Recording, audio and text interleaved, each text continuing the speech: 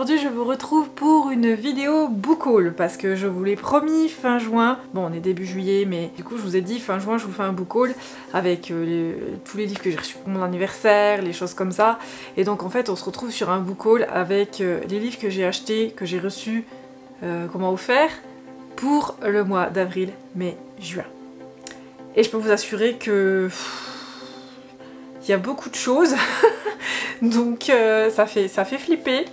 Clairement, je pense que je vais faire un no-buy juillet-août, le temps du Hot Summer Challenge, parce que ça fera pas de mal à ma palle, le fait déjà de la vider et de pas la remplir derrière. Donc du coup, ouais, le no-buy pour juillet-août, je le sens arriver là, vraiment. Après voilà, ce sera peut-être 1 ou 2 SP comme ça, et encore, j'en ai pas de prévu cet été. Parce qu'en général, c'est pas là où il y a beaucoup de sorties. Mais là, toutes les sorties se sont cantonnées sur ces 3 mois-là. Alors je vous assure que c'est juste hallucinant. Donc je sais même pas dans quel ordre je vais vous les présenter. Je pense que je vais vous les présenter par mois. Avril, mai, juin, et finir par les graphiques que j'ai eu dans ces 3 mois-là. Donc sans plus attendre, on y va. Sinon, cette vidéo va être encore super longue. C'est parti. Pour le mois d'avril, je me suis laissée tenter par un livre qui me faisait très envie depuis un moment, enfin je vous dirais même depuis sa sortie pratiquement, qui a fait beaucoup de bruit, qui apparemment a eu des très bonnes critiques. Donc il s'agit de La Ville sans vent d'Éléonore Desvillepoix.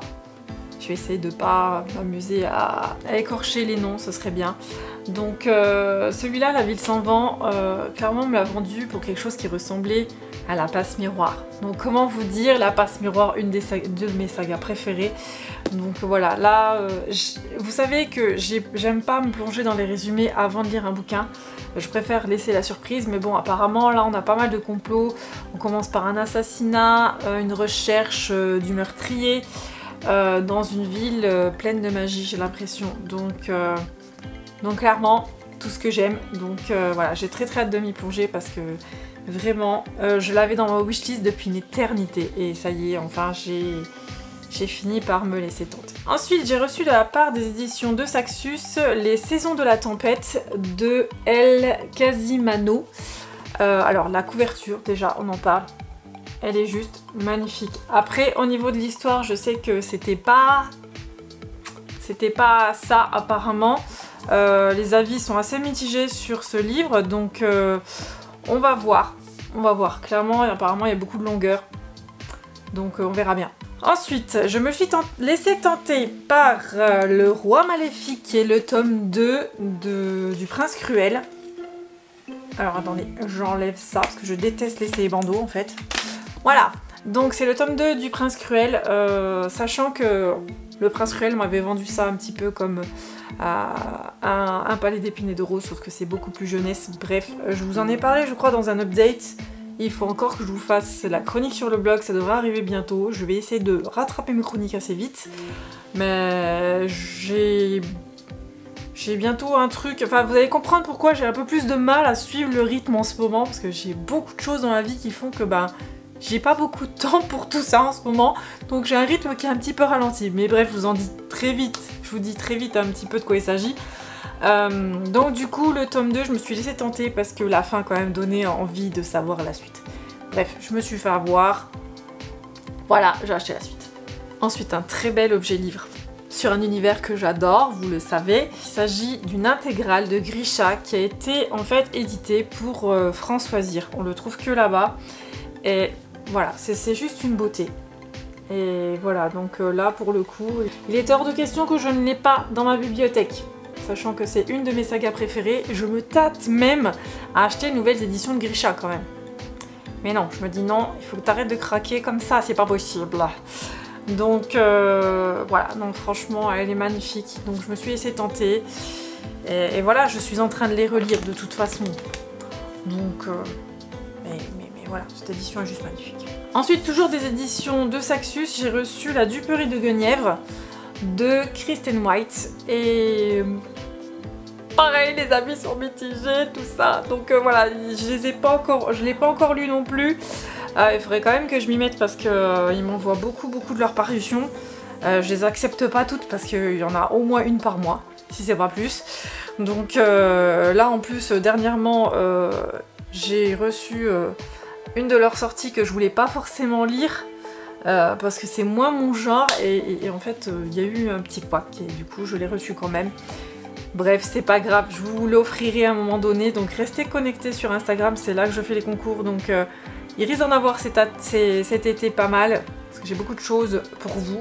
Donc voilà, donc celui-là, ouais, il serait grand temps que je le lise, surtout que c'est sur le Arthur et tout, enfin la table ronde, enfin voilà, ça je pense que ça va me plaire. Ensuite, de la part d'une autrice, c'est pas souvent que j'en accepte, vous le savez, mais là franchement l'histoire me tentait bien. J'ai reçu L'Ordre des Lys de Valeria May. Et franchement, au vu du résumé, ça avait l'air pas mal. Là pareil, le résumé je l'ai lu il y a très longtemps, donc comment vous dire que je me souviens pas de tout. En gros, on va parler de 4 jeunes personnes qui ont des pouvoirs et qui vont devoir les développer pour sauver un petit peu l'humanité. Apparemment c'est un petit peu ça, ça se passe dans une forêt et tout, enfin bref. Ça a l'air d'être franchement pas mal, en plus il est pas trop long, donc voilà, il faudrait quand même que je me le lise aussi, mais voilà, j'en ai tellement à lire que c'est un peu la cata. Mais voilà, en plus la couverture, franchement, pour un auto-édité, j'ai trouvé qu'elle était franchement canon.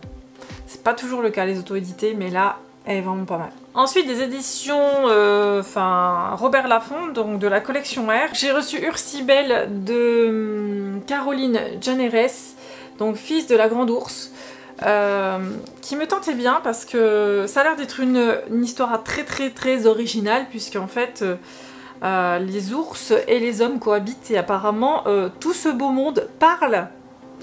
Donc voilà, apparemment d'après Ellie c'est quand même assez chelou. Donc on va voir, mais apparemment moi ce qui m'a tenté quand on m'a proposé, c'est dans la lignée de la Croisée des Mondes et de la Passe Miroir, pareil. Voilà, quand on me dit ça, ben forcément ça me donne envie de le lire parce que c'est des univers que j'adore. Donc voilà, je me suis laissée tenter, donc on verra si j'arrive à le lire assez rapidement. Mais bon, ça pourrait être cool que j'avance dans mes SP là parce que c'est un peu la grosse cata quand même. Ensuite au mois de mai, c'est là que je pense que j'en ai eu le plus parce que c'est le mois de mon anniversaire. Donc j'ai des SP, j'ai des livres qu'on m'a offert, enfin voilà. Il y en a un d'ailleurs que j'ai reçu, que je pense que je vais transgresser tout ce que je vous ai dit pour ma palle du Hot Summer Challenge, c'est pour celui-là. La Cité de Laiton de Essay Chakraborty. Oh là là, au secours. J'ai trop du mal à les prononcer. Franchement, apparemment, ça se passe dans un monde assez oriental. Et il y a des très bons retours dessus. Bon, c'est une belle brique. Hein. Une belle brique de 620 pages à peu près, 630. Mais franchement, ça a l'air trop bien. Voilà, de Saxus. J'ai beaucoup de retard dans tous mes SP, mais ils font toujours des très belles choses. Et surtout, ça a l'air d'être des histoires qui sont trop bien. Donc voilà, trop hâte. Ensuite, des éditions Flammarion. J'ai reçu des livres que j'ai lus quand j'étais petite. On va dire ado, pré-ado, enfin voilà, je les ai lus et j'étais petite quoi. Donc il s'agit en fait d'une réédition de L'Appel de la Forêt de Cro-Blanc de Jack London. Et c'est des histoires que j'avais adorées, que j'avais, je me souviens, empruntées au CDI dans mon collège. Et franchement, c'est des histoires que j'avais adorées. D'ailleurs, L'Appel de la Forêt est sorti en film, ils ont fait un film dessus. Cro-Blanc aussi, tout le monde le connaît. Et non, franchement, des histoires de loups, de nature, de forêt, moi, clairement, c'est fait pour moi, ça aussi. J'adorais ça quand j'étais ado. J'en ai lu beaucoup. Ensuite, de la part de ma sœur, j'ai reçu Alunia de Tiff, qui est paru chez Plume Blanche. Et elle a fait un boulot de fou, puisqu'à la base, elle est illustratrice. Et franchement, voilà, j'ai la couverture, elle est magnifique. Et ensuite, ce qui est trop bien, et qui est trop beau, c'est que chaque début de chapitre, elle nous a fait des illustrations. Voilà. Vraiment, chaque début de chapitre, il y a quelque chose. Les chapitres sont super courts, ça fait 2 pages. Donc non, franchement, trop hâte de m'y plonger. Ma soeur elle a commencé à me faire des retours, ça a l'air d'être franchement pas mal. Voilà, même en bas des pages, il y a des petites bulles, enfin voilà, c'est un très bel objet livre. Donc franchement, ça donne trop envie de le lire en fait. Après, c'est écrit tout petit. Hein. Donc il fait pas mal de pages. Il doit faire 450 pages, mais c'est écrit petit. Mais bon, ça m'a l'air pas mal. Et puis Tiff, voilà, je la connais depuis... Enfin, ça fait un moment que je la suis. Grâce notamment, je crois, à Alexiane Delis. Il me semble, parce qu'elles sont très amies dans la vie et je crois que ça doit être Alexiane Delis qui m'a fait découvrir Tiff, je crois. Ensuite, de la part d'Élise, j'ai reçu le livre que je voulais pour mon anniversaire. Vraiment, c'est une J.K. Brick que vous avez vu passer tout le temps ou au moment de sa sortie, vous l'avez vu passer partout. La J.K. Brick en relié. Crescent City de Sarah J. Maas. En tant que grande fan d'un palais d'épines et de roses, j'étais obligée de vouloir ce livre. Bon, c'est une putain de brique à pouvoir assommer quelqu'un, mais voilà, le truc il fait 1000 pages, mais c'est un magnifique objet livre. Là, de Saxus, ils ont fait du très beau travail, puisque je vais vous montrer quand même. Voilà. Bon, il n'y a rien derrière. Et puis en fait, à l'intérieur, on a des illustrations. Enfin, on a l'illustration complètement en couleur, quoi. Enfin, c'est la même des deux côtés. Ouais, oui, on a des cartes. Des cartes de la ville, forcément. Mais c'est trop beau. Franchement, c'est pareil. J'ai 3 demi-plongées, mais clairement, là, il va falloir que je sois dans le mood fantasy. Fantastique, parce que sinon, ça va pas être possible. Putain, j'ai des mouches, là, qui me font chier. Il va faire orage, les gars. Elles sont collantes. Pouf! Ensuite, pareil, un bouquin que je voulais à tout prix pour ce mois de mai, qui est sorti en tout début mai, le 6 mais pas le 20. Les vrais sauront. Donc il s'agit de la carte des confins de Marie Réplin, donc qui est sortie chez Pocket Jeunesse. Et voilà, une histoire de pirate, une Instagrammeuse qu'on connaît depuis longtemps, et on sait son humour, on connaît son humour et tout, et je me dis que si elle a mis son humour là-dedans, ça risque d'être franchement marrant. Et en plus ça parle de pirates, donc voilà, les pirates,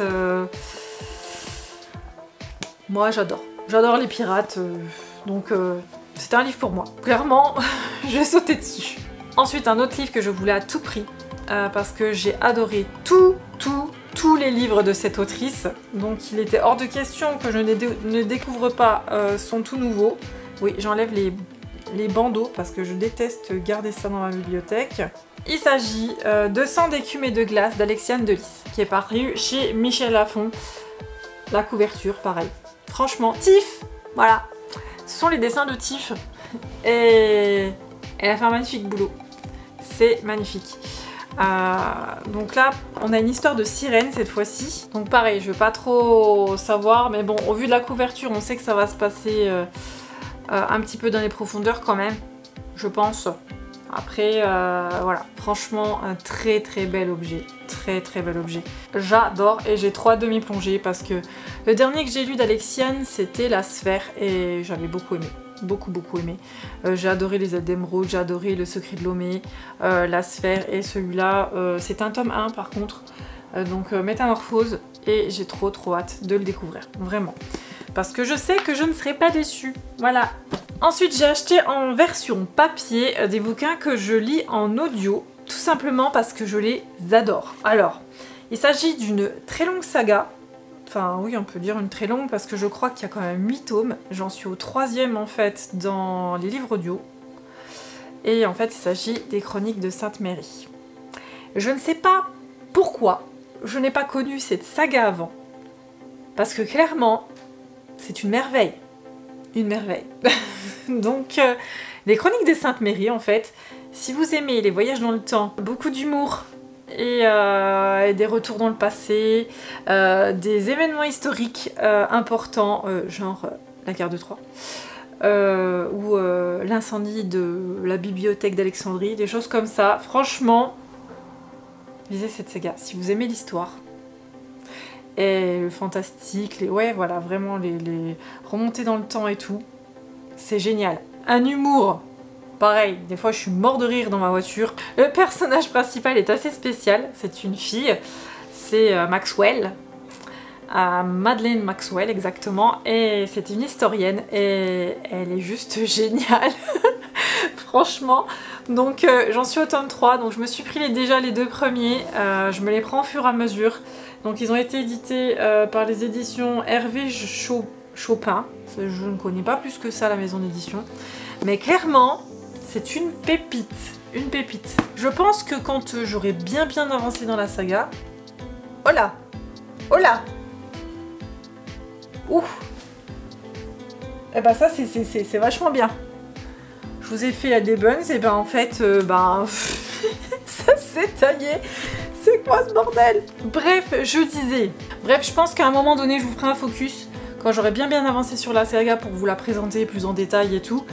Parce que vraiment, c'est à découvrir. Donc c'est de Jodi Taylor, mais vraiment, c'est trop bien. Bref, je vous la présenterai. Je pense que j'ai mes focus pour le mois de juillet et août. Il y a moyen, je sais ce que je vais vous présenter. Restez connectés.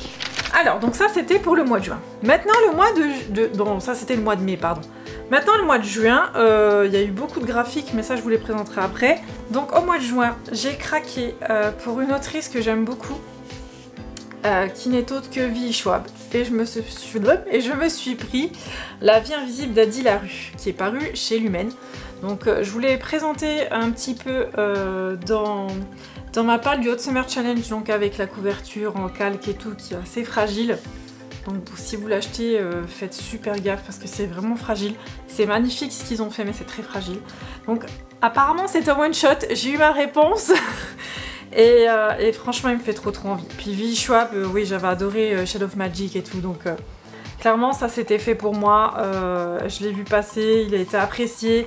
Et clairement, je voulais vraiment le découvrir. Donc j'espère que ce sera pour cet été.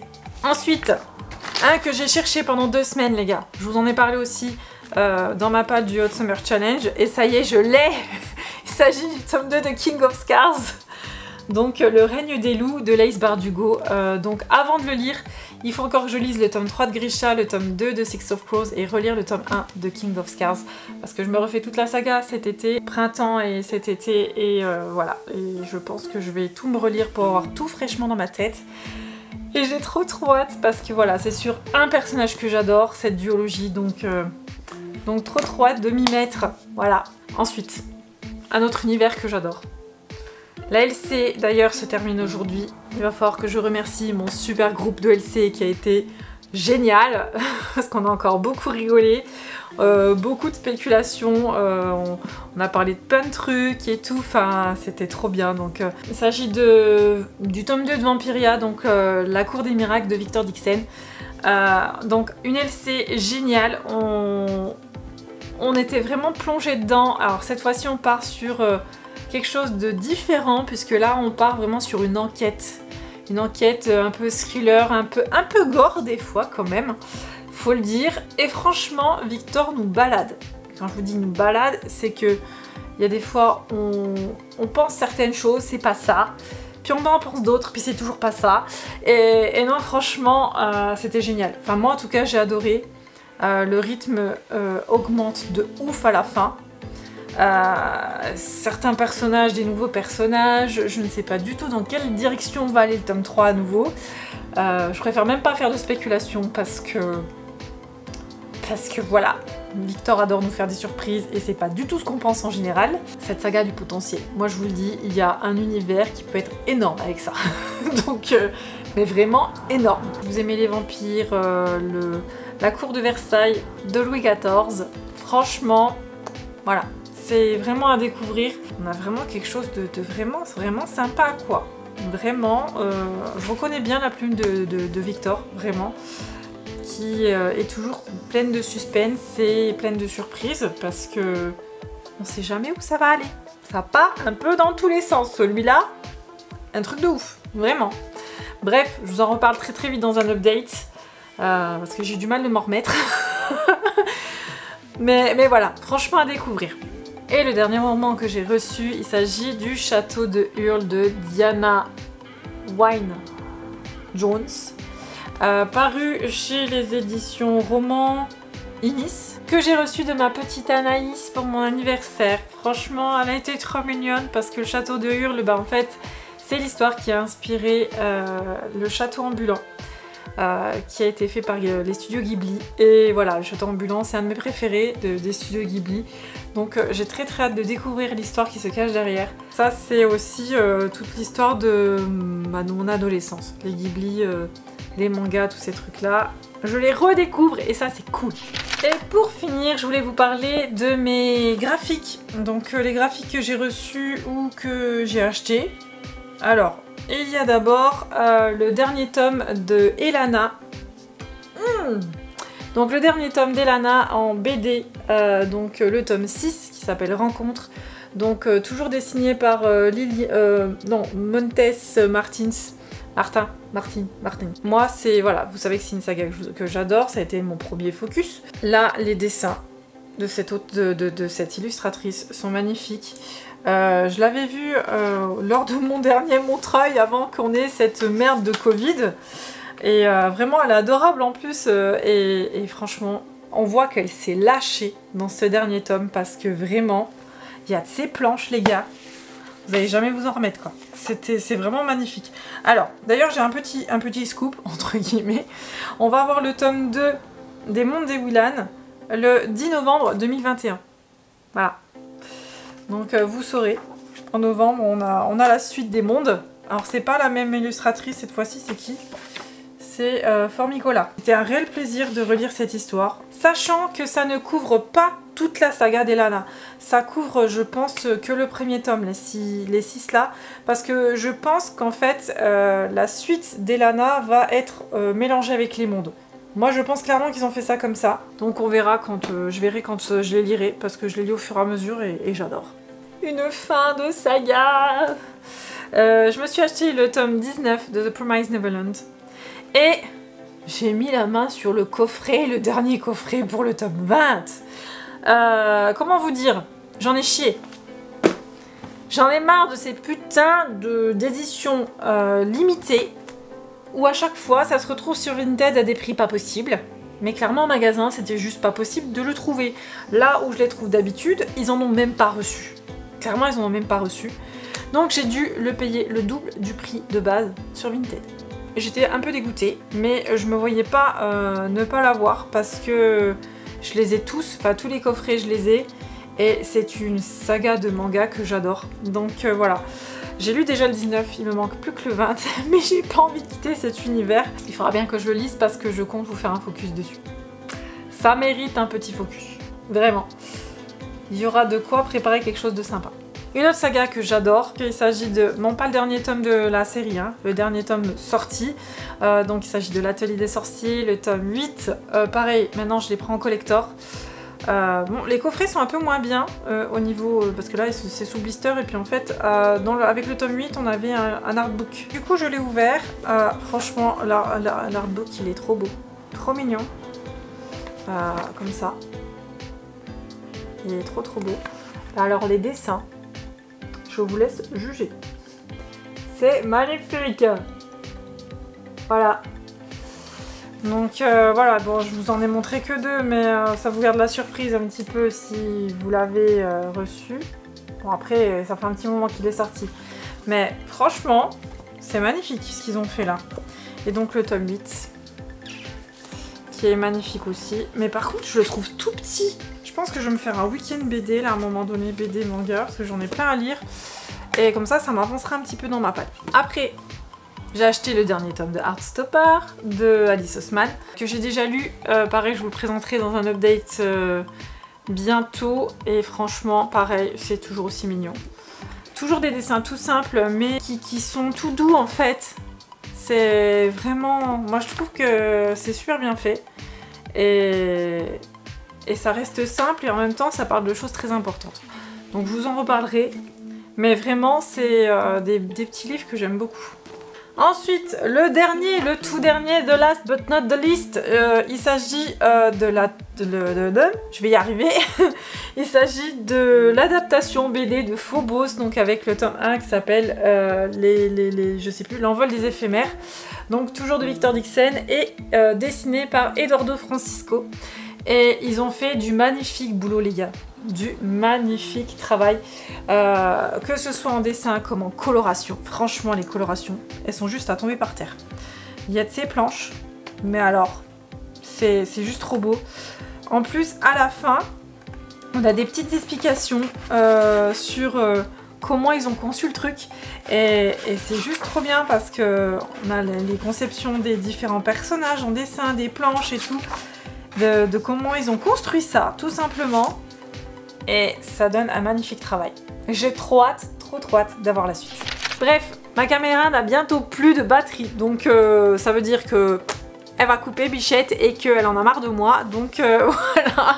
Donc j'espère que ce book haul vous aura donné envie d'acheter plein de livres, c'est pas bien. Mais voilà, j'espère que ça vous aura plu. N'hésitez pas à me dire ce que pour vous, ce que vous avez acheté, pour quel livre vous avez craqué, clairement. Ça m'intéresse. Et moi je vous dis bye bye et à la prochaine vidéo. Salut!